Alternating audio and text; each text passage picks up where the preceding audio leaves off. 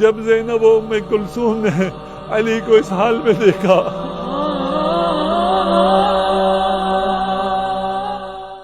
یقیناً آج کی رات وہ رات ہے جس کا علی کو انتظار تھا۔ علی نے اس رات کا بہت انتظار کیا، اور علی کی کیفیت اس رات میں جو بار بار نکلتے تھے اور آسمان کو دیکھتے تھے، واپس تشریف لاتے تھے، آپ کی کیفیت دیکھ کر آپ کی بیٹی سمجھ جاتی ہیں کہ یہ عام حالات نہیں ہیں۔ اور علی اپنی بیٹیوں سے بہت پیار کرتے تھے، اپنی بیٹیوں سے بہت محبت کرتے تھے۔ آخری جو سفرہ بچھا ہے اس پر جو 2 قسم کے کھانے آ گئے، 2 قسم کے کھانے کیا ہے؟ ایک دودھ ہے اور ایک نمک ہے۔ تو علی کی آنکھوں میں آنسو آ گئے کہ علی کے دسترخوان پر کبھی بھی 2 غذا نہیں رہی ہے۔ اس علی کو پہچاننا بہت مشکل ہے، بہت ہی سخت ہے۔ کیسے علی کی معرفت ہوگی؟ جب علی نے کسی شخص سے کہا کہ یہ تم نے جو دنیا کو ترک کر رکھا ہے یہ اچھا نہیں ہے، اسلام میں ترک دنیا نہیں ہے، تو اس نے علی کو مڑ کے دیکھ کے کہا کہ آپ کے تن پہ جو لباس ہے اور آپ کی جو غذا ہے، آپ نے بھی تو دنیا کو ترک کر رکھا ہے، آپ مجھے کیسے منع کرتے ہیں؟ فرمایا میں امام ہوں، اور جو امام ہے اور حکمران عدل ہے، عادل حکمران ہے، اسے اپنے معاشرے کے ضعیف ترین طبقے کے برابر رہنا ہے۔ اور کس مشکل سے اس رات کو گزارا تھا، لیکن علی کے چہرے پہ جو اپنے رب سے ملاقات اور اپنی کامیابی سے نزدیکی کا جو احساس تھا۔ وقت آتا ہے اور گھر سے نکلتے ہیں تو مرغابیاں راستہ روک لیتی ہیں، یعنی علی کی امامت کا، علی کی شہادت کی خبر اس کائنات کے ذرے ذرے کو تھی، اور علی کی شہادت کی خبر رسالت محمد صلی اللہ علیہ وآلہ وسلم دے کر گئے تھے، تمام جزئیات بتا کر گئے تھے۔ اور یہ بہت بڑی فضیلت ہے۔ اور بھی لوگ اسلام میں مارے گئے ہیں اور انہیں بھی لوگ کہتے ہیں شہید ہیں، لیکن ان کے مارے جانے کی کوئی خبر یا کوئی تفصیل رسول خدا نے بیان نہیں کی ہے۔ اور امیر المؤمنین، فاصلہ زمانی بھی بہت ہے، رسالت میں آپ کی رحلت کے بعد سے شہادت ہے امیر المؤمنین کا،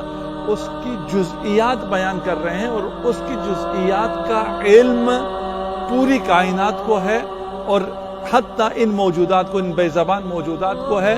جو کہ راستہ روک رہی ہیں، علی کو جانے نہیں دے رہی ہیں، شور مچا رہی ہیں۔ جب آپ کی بیٹیوں نے پوچھا کہ یہ کیوں نوحہ کر رہی ہیں، کہا ابھی جب میں جا رہا ہوں تو یہ نوحہ کر رہی ہیں، جب میں پلٹ کر آؤں گا تو تمہارے نوحہ کرنے کی نوبت ہوگی۔ علی جاتے ہیں، اس مسجد میں جاتے ہیں، اور مسجد میں آخری اذان علی ابن ابی طالب کی اذان کو اہل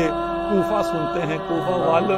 اس دل نشین آواز میں اذان سنتے ہیں، ابن ملجم کو بیدار کرتے ہیں، نماز میں مشغول ہوتے ہیں، اور وہ وقت بھی آتا ہے جو یہ شقی ترین فرد تلوار کا وار کرتا ہے، فرق امیر المؤمنین علی ابن ابی طالب شگافتہ ہوتا ہے۔ اس حالت میں بھی جو علی کی وصیت ہے وہ یہ ہے کہ حسن نماز کو تمام کرو۔ وہ جس نے حالت سجدہ میں سر دیا، اور جب شام میں لوگوں کو خبر ہوئی کہ علی حالت سجدہ میں شہید کر دیے گئے، تو انہوں نے پوچھا کیا علی نماز بھی پڑھتا تھا؟ کتنا ظلم ہوا ہے علی ابن ابی طالب پر، کتنا فضائل امیر المؤمنین کو چھپایا گیا ہے، اور آج علی کے ماننے والے بھی کتنے مظلوم ہیں کہ انہیں شہید مسجد میں کیا جاتا ہے، حالت سجدے میں شہید کیا جاتا ہے۔ امیر المؤمنین کی مظلومیت کے سجدے میں سر دیا، لیکن یہ لوگوں نے یہ کہا علی نماز بھی پڑھتا تھا۔ علی کو جب اٹھایا گیا ایک بساط میں رکھ کر، اسے اٹھا کر بیت الشرف کی طرف جب لایا جا رہا تھا، جیسے ہی گھر نزدیک آیا، امام نے فرمایا اصحاب سے تم چلے جاؤ، میری غیرت برداشت نہیں کرتی، مجھے اس حالت میں دیکھ کر میری بیٹیاں گریہ کریں گی، لیکن میری بیٹی کی گریے کی آواز تم نامحرموں کے کانوں تک نہیں پڑنی چاہیے۔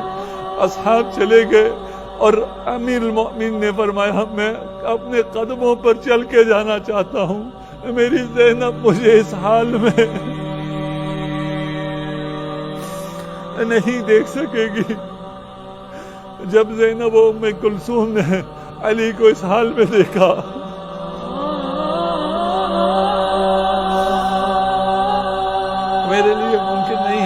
بیان کروں کہ علی کی بیٹیوں نے کیسے استقبال کیا، لیکن میں عرض کروں گا یا زینب کبریٰ سے، ابھی تو آپ نے بابا کو دیکھا اپنے قدموں پہ چل کے خود آ رہے ہیں، لیکن ایک منظر کربلا میں آپ نے اور بھی دیکھنا ہے، جہاں 70 قدم کا فاصلہ ہوگا، آپ کا بھائی